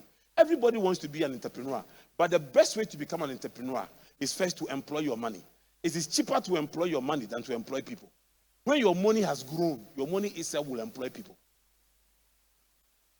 I borrowed 500 Ghana cedis. So mommy and I started the company. I didn't go looking for anybody. We put it back inside and we made the money work for us. He gave us 1,600. We put it back inside again. Started working for us. It worked for us, and then the money itself started employing people. So I don't employ people. I'm a cashpreneur. I allow my money to employ people. The more money I see in my accounts, then I know the money can employ someone. Are you here with me? Don't allow people, listen, don't allow people to compel you to change your lifestyle and to buy a new car and to do this. When you are among a group of people who show off, who put everything they have on Facebook. I bought a new house. I'm living in a new house. Facebook is the fakest thing I've ever seen in my life. Be careful. Okay, so let's move on. Now, they decide where they want to spend today. Their place of adjustment, where you can be corrected. Where you can be corrected is your place of adjustment. So right now, what I'm doing is that I'm adjusting your life. I'm telling you, I'm sharing things with you people that when you live here, you go and put them into practice. So I'm adjusting your life. Go to where you can be corrected. Build your life around people who can adjust your life, who can call you. There have been occasions where one day we were there, as Bishop just said, today, I want to see you and your wife. I said, Papa wants to see us. So Mommy said, why? Have you done something? I said, no. He hasn't called the two of us like that before. Let's go. We went. Said, my girl, this man is everywhere. Shut him down. Don't let him accept appointment. Don't let him say he's tired. He should be resting. You need people who can. Mommy was happy. Your father says you are tired, though. So, because even mommy adjusts my life. There have been occasions where mommy herself was, I'm sick. I've been invited to preach, and I'm trying to take drugs to go. Mommy will just take a phone. He will not even tell me your brother is sick or he wants to please you. He will die in your pulpit. If he comes to stand in this pulpit tonight, he will die. And the man will go say, oh, don't let him come. He'll come to my room, sit down and wait for me. I finish dressing, say, where are you going? So I'm going to, I told you I'll have a preaching appointment. I've cancelled it. How? When? Where? He has cancelled it. Adjustment. If your wife cannot adjust you, you are in trouble. If your husband cannot adjust you, you are in trouble. If you are above every law, listen, listen, do you know my style? My style of leadership. There are certain people, There are certain people. I've stopped adjusting them. So if you see people misbehaving under me and I ignore them, don't think that I'm afraid of them. Some people, they can't be adjusted in any way. Leave them for God. Leave them for God to adjust them. And when God starts adjusting them, this will ask Jacob. By the time God finishes adjusting him, he has become like this. Oh, if you like, ask Jacob. And I have led people for God to adjust, and I've seen God adjusting them, and I'm laughing in my head. They come to me, they want prayers. I don't pray for them. I said, the Lord will see you through. The Lord will see you through. Don't worry, you will pass through this. For adjustment. Now, and then, please, spend today in your place of abundance, your workplace. If you wake up and you have no place working, you are not working, you are sleeping, you are watching TV, no amount of 21-day fast will put money in your pocket.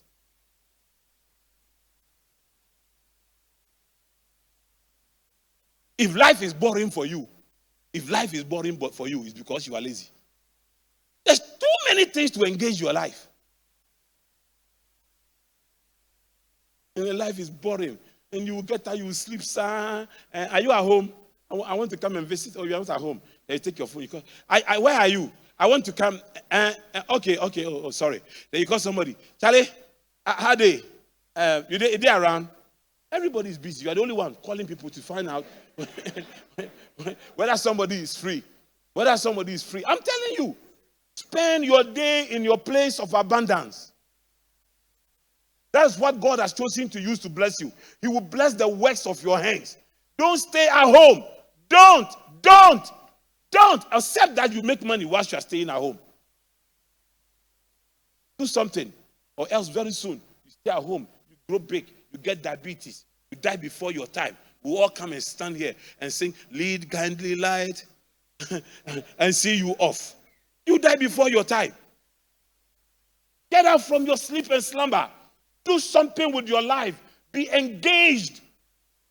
Don't just look at yourself in the mirror and say, "Me, I'm a very lazy person." Oh, me, I'm a very lazy person. Why are you lazy?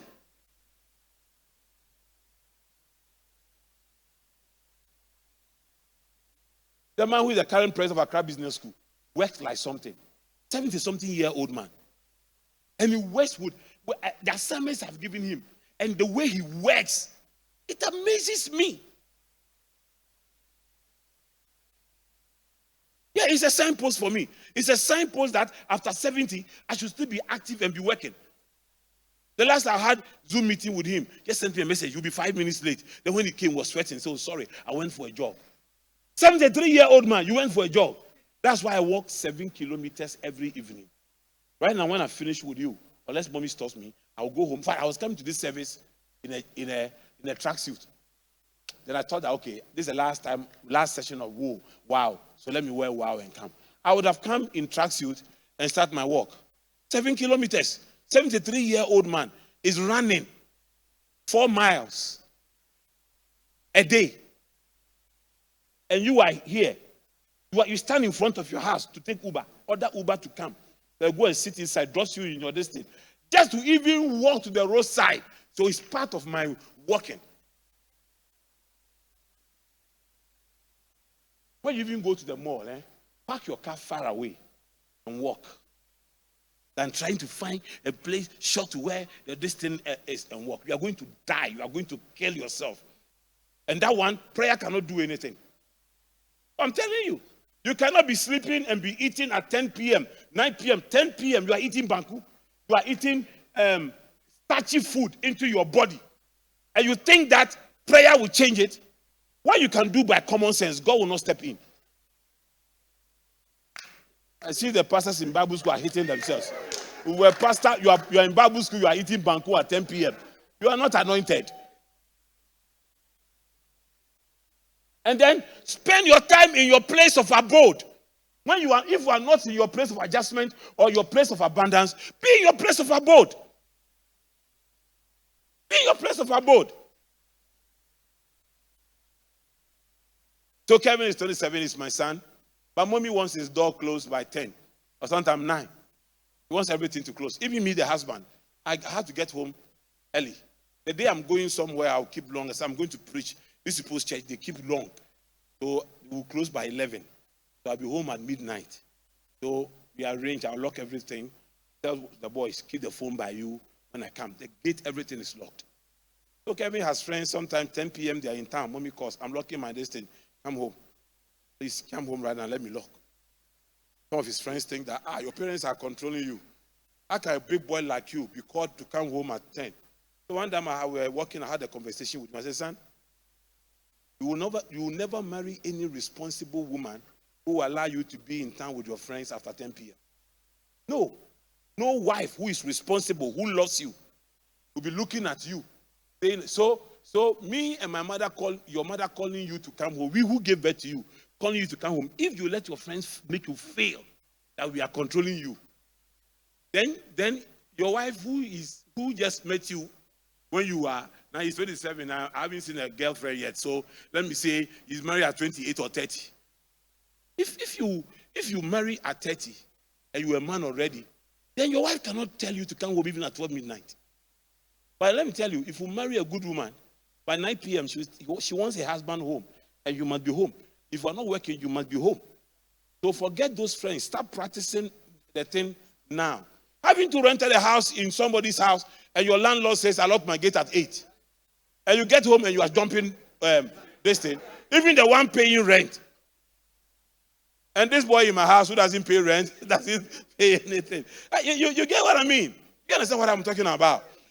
Listen, if you're not doing anything, be at home. That's why you must build a functional family, not a dysfunctional family. That's why your home must be the best place for you. That's why your children must be your best friends, and your wife must be your best friend, and your husband must be your best friend, so that when you are home, you don't feel bored. I don't feel bored. This woman and I, we can chat, sir. We can talk, sir. She sacks me from a room all the time. She'll talk, and then she'll be happy signing at 12 midnight. And you see, don't make me sleep. I have to get up and pray. Go. The go to when I'm going to say, but can we finish this discussion before you go? We are friends. Okay? Put us anywhere. We are the best of friends. We are not just married. We are best of friends. If the one you are married to cannot be your friend, you are finished. That's why people don't go home. Go home.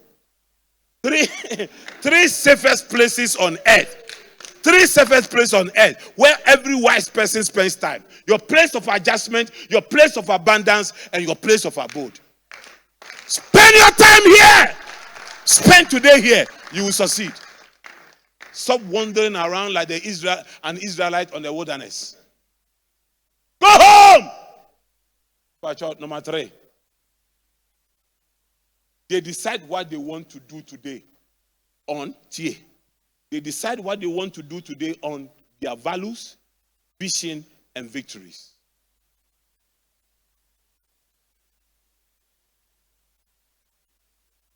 They spend today on their values. They build their values, the core principles that regulates their behavior.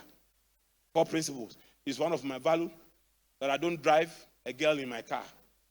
Because there are so many people who are so sick in their minds. If they see one girl in front of my car who is not mommy, listen, daddy is chasing this girl. Oh, Charlie, I saw daddy and this girl. Oh, you can see that daddy, they chase the girl. Oh, first he will say, I suspect daddy they chase the girl. The next person he told to go somewhere and say, daddy is chasing the girl.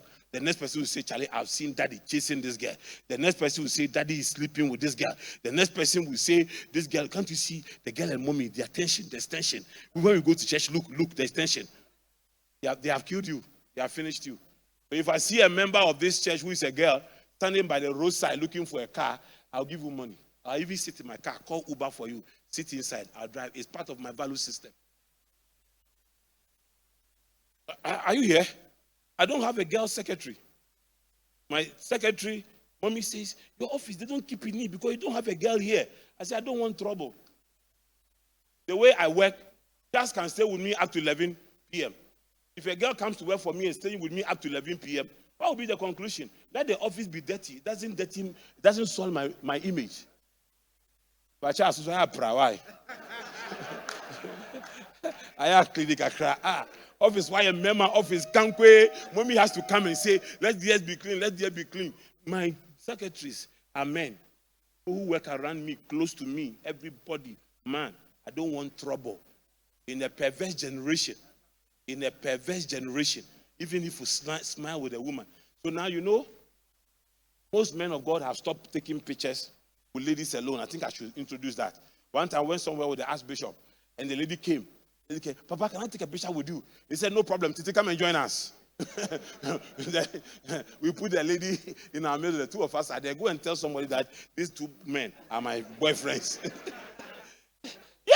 Yeah. Somebody can just go and crop things and do things and create something right now.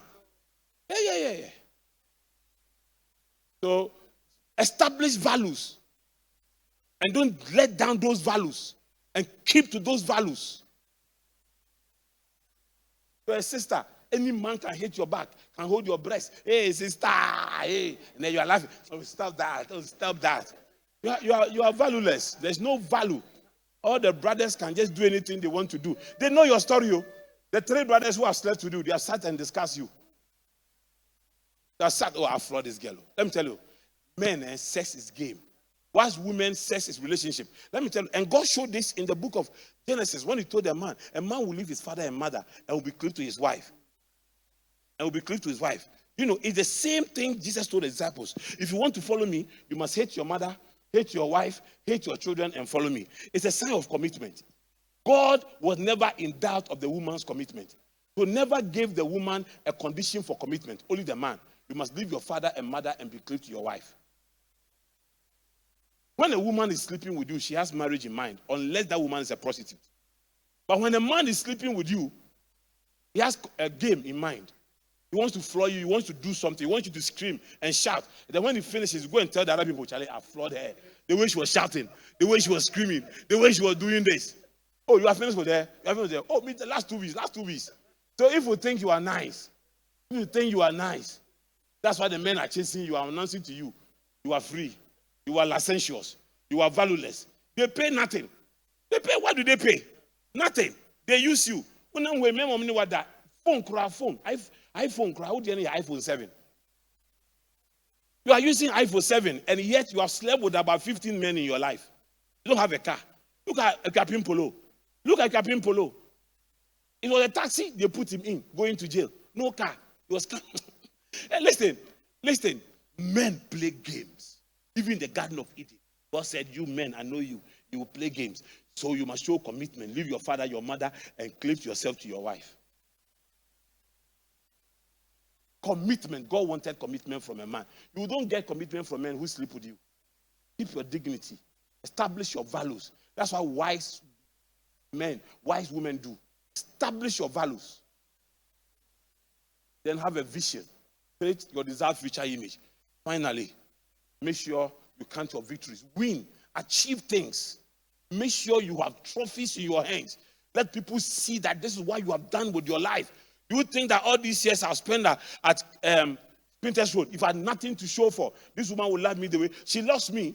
But when likeness is, so some women love some men, but they don't like them.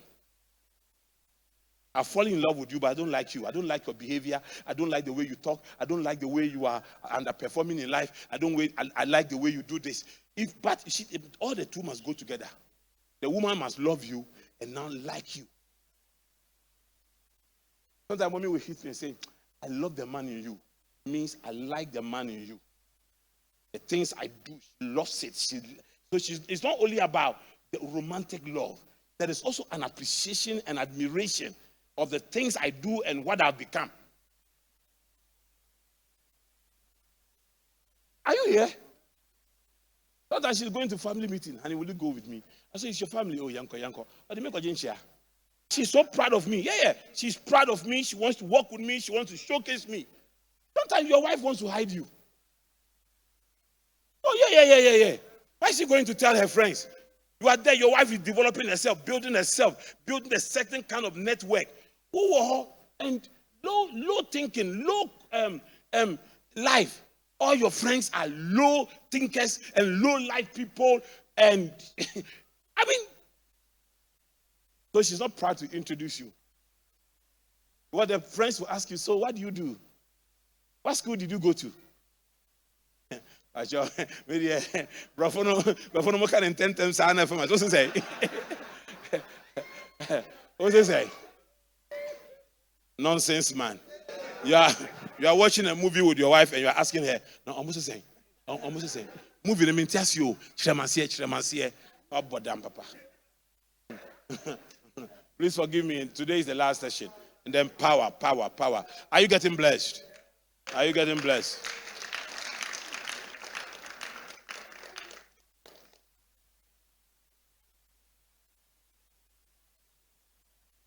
Hey, when we travel mommy and I meet these white professors and I'm negotiating. The mommy is sitting by me and I'm negotiating.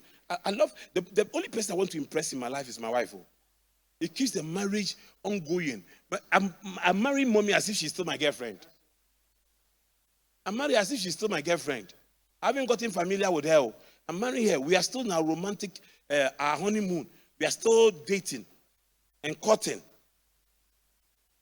Hey.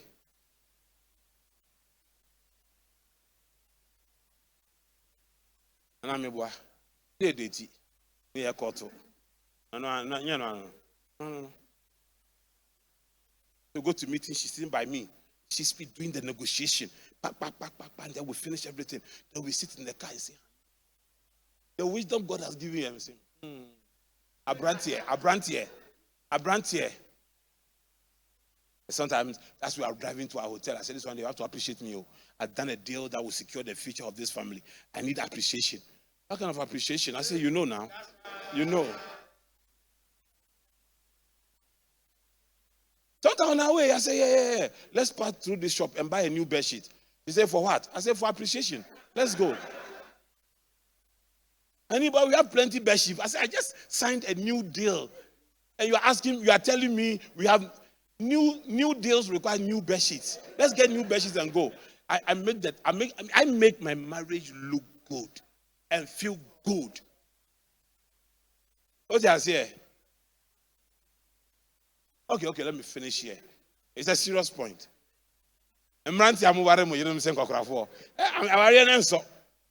Young man like you are marrying your wife like an old man. Want to sleep with your wife, go say, Rami here, me here.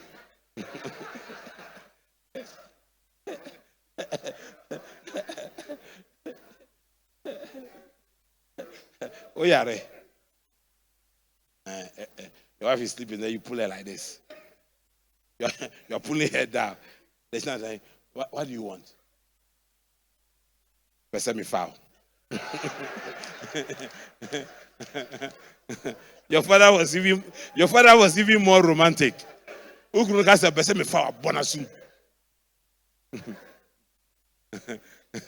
fine. Me a trotro. Okay. Number 7. Just closing now. Are you here? Okay, so 7 is power. And everybody wants to be powerful. But we don't know how to become powerful. And I want to show you something. You see, you don't get power. You don't take power, you get power. You don't take power, you get power.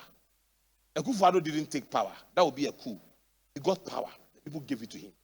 Power is always with someone who can give it to you. So in Accra Business School, the power is in my hands. I can make somebody powerful in Accra Business School. You get it? So I want to show you. Now, look at this scripture very carefully. Esther chapter 9, verse 4. Mordecai was prominent in the palace. His reputation spread throughout the provinces, and he became more and more powerful. Who was this Mordecai? He was a security man at the gate of the king.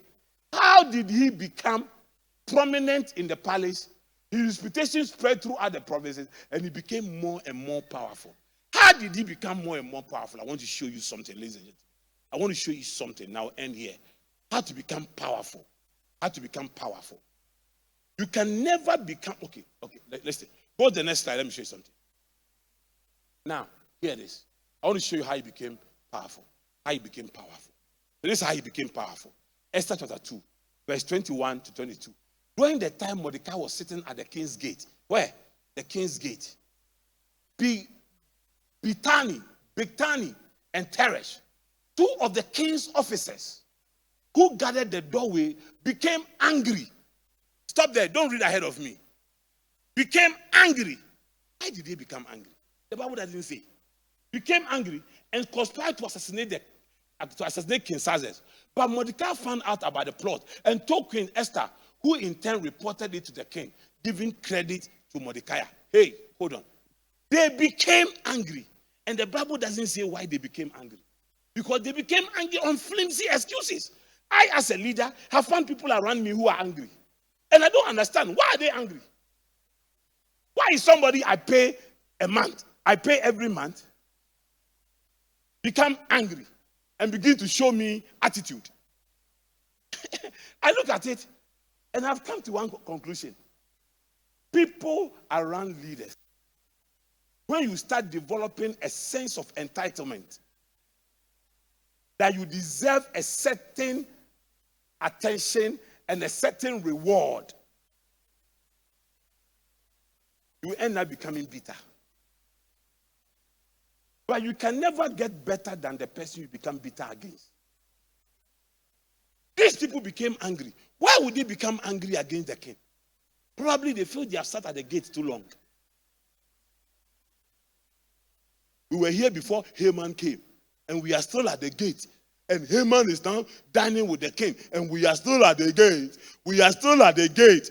We are still at the gate. You are still at the gate because the certificate you brought that made you a gate man is that same certificate you are still keeping. Certificate of gatemanship is what you brought. How do I make you a bedroom attendant when you are certificate of gatemanship? It's the same thing, the same work, the same performance, the same ideas, the same thing you do. Nothing has changed. So, what is the problem? Listen, when you are with a leader who keeps changing and you are not changing, there's something wrong with you. I tell you, when your leader keeps getting better and you are not getting better, there is something wrong with you. You must check yourself instead of getting angry. Do you know the people you must run away from? People who are around powerful people who have become angry and are bitter and are saying bad things about the person they are around. If anybody who is close to me comes to you and says something bad about me to you, begin to fear that person. Why are you still around the man? If that man is this man is this bad, why are you still around him? If we're not getting anything from this man, why are you still around him? If we're not achieving anything from this man, why are you still around him? These people, they love their work so much at the gate. They know they can go nowhere. Now, instead of them resigning, they want to kill the king. Why don't you resign? Why don't you go? If you believe that you're not getting your due, go! Don't hang around a powerful man, especially a man God has blessed, and start telling people, become bitter, become angry, and start telling people things about the man. I'm telling you, one day you get out, you see one of kind like this. Oh, yeah. Not only pastors, so. You see, God is a God of principles, and God respects authority. Even if authority is worldly, God still respects it. God still honors it, and God respects it. And they value it. I remember when Ecospio Gabra was ambassador to the United States. That was when Rawlings beat Accra. They said Rawlings kicked Accra and beat Accra. The two of them are dead, so we can. Rawlings beat Accra, and Accra was the vice president of Ghana then. And then Spio Gabra was asked, so what did the Americans say? He said, for Americans, loyalty is the most important. If your vice president does not come to your cabinet meeting, or comes to your cabinet meeting and go and leak the secret, and you beat him, Americans don't care. Because for them, loyalty is important. Anybody who has ever been a leader, or has the potential to become a leader, there's something we call the spirit of leadership. One day I'll teach you. The spirit of leadership, you don't learn it in business schools. The spirit of leadership, when it's upon you, you have the first thing the manifestation of the spirit of leadership is loyalty. Joshua had the spirit of leadership. There were two spirits on Joshua, the spirit of wisdom and the spirit of leadership. And Joshua's loyalty to Moses was amazing. He selected the 70 elders. He did not select him, yet he didn't feel offended. He didn't feel offended. He was the one serving Moses. He was not selected. He didn't feel offended. Okay. There were people prophesying in the tent. Joshua was standing by Moses at the tent, where in the house. He didn't go to prophesy. He was there. Moses was on the mountain for 40 days, 40 nights. The people turned to other gods. Joshua was waiting for Moses down there because he had the spirit of leadership. The spirit of leadership starts with loyalty. So anybody you see will become a great leader, you see loyalty. The second is service. The person is always looking for opportunity to serve. Joseph was so loyal to the boss. He was a slave, so loyal to the boss that the wife said, sleep with me. He said, no. Never.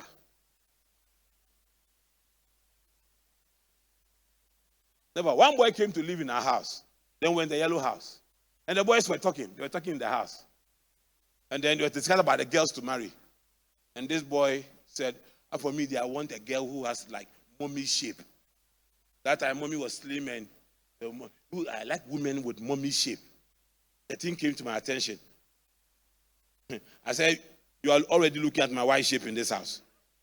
Find somewhere and go. Papa from my house. Find somewhere and go. You are not going to stay here. It's not like she can do anything, but the fact that intention has come to his mind. You want a woman like my wife's shape. Nonsense. Go and look for a woman like your mother's shape. Are you here? Now listen. These people conspired to kill the king. And Mordecai, who was a great man like them, went and reported it to the king. Went and reported it to Esther, and Esther told the king. It was written down. That saved the king. Why wasn't Mordecai part of the assassination plan, even though he was part of the gatekeepers? Why was he not bitter? Because he knew that I came here with a certificate of gatemanship. I don't have a sense of entitlement. I don't have a sense of entitlement. It was this that one night the king couldn't sleep. He said, bring me the book of Chronicles. He took it, started going through, and realized that, this person who saved me from this assassination, what was done for him? Nothing. Bring him, let him honor him. The way Mordecai rose from the king's gate, become the most prominent man in the palace, was because when people were bitter, he got better. Are you here? Never work under anybody and become jealous of the person's development and the person's growth and the person's this thing. But the person will still grow without you. The person will still become big without you. Even Rollins, who founded NDC still won power without Rollins when he said he will not campaign for them. When I leave Accra Business School, it will even grow better. If I leave this church, probably the next person who will take over will even make it better.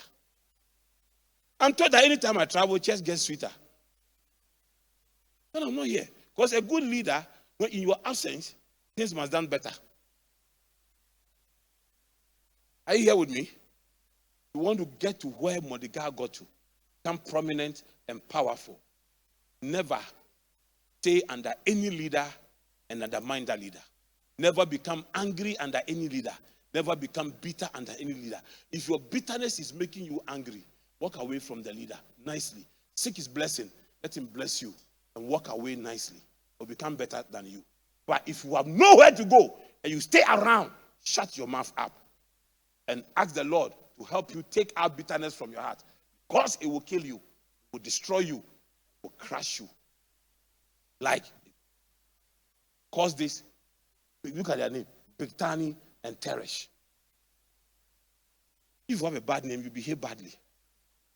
God bless you. Thank you for spending the night with me. Rise on your feet. Begin to pray. Begin to pray that, Father, give me these 7 pillars.